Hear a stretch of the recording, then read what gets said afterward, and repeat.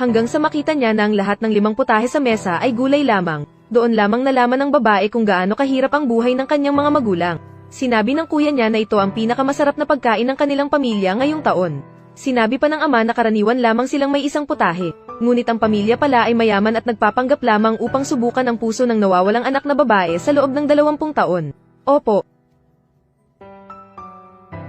Dati, rich lady pa rin ang babaeng ito, hanggang sa umuwi ang anak ng adoptive mother niya at hinagisan siya ng DNA test paper.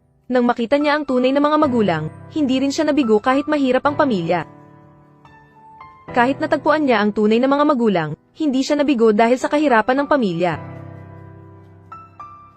Kumusta, sikretong anak, Lamvuhan, ikaw ang batang lihim na dinala ng maling tao, tama ba? Ngunit hindi niya alam na ang mga kapatid na ito ay mga magagaling na tao. Ang anak babae ay bumalik na, totoo ba? Bakit hindi mo siya pinapasok? Huwag po kayong magmadali, nakalimutan na po ba ninyo si KNHU? Sa loob ng ilang taon, tayo ang nag-alaga sa batang ito. Nang makita niya ang tunay niyang mga magulang, iniwan niya tayo para sa pera, at kahit hindi na niya tayo kinakausap. Sa palagay ko, kamukha rin ito ni KNHU.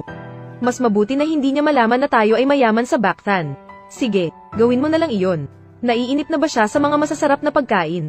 Bagong nalaman niya na hindi siya tunay na dalagang mayaman, agad na nagbago ang pag-uugali ng kanyang inaampon at sinabihan siya na bumalik sa dati niyang buhay. Salamat po. Vuhan, halika rito. Han, sa palagay mo ba ay mabuti ang pagtrato sa akin? Lahat ay dahil sa hindi magandang pag-uugali ng ina, hindi niya natuklasan ang katotohanan, at hindi na mahalaga ang nakaraan. Ngayon, ako na ang tunay na anak ng Elmra, at ngayon lang sinabi ng tunay kong ama na ang aming pamilya ay napakahirap, hindi sapat ang pagkain.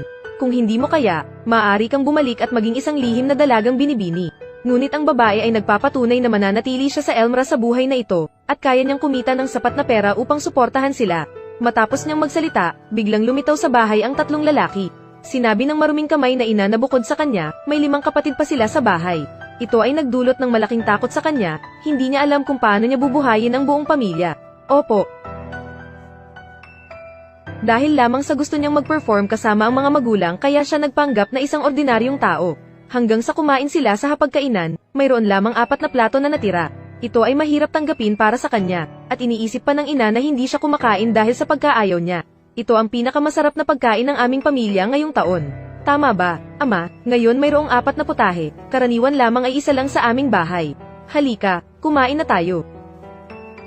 Hayaan niyo akong gawin ito. Ang galing talaga ng kasanayan ng ina, pati ang gulay ay masarap na ganyan.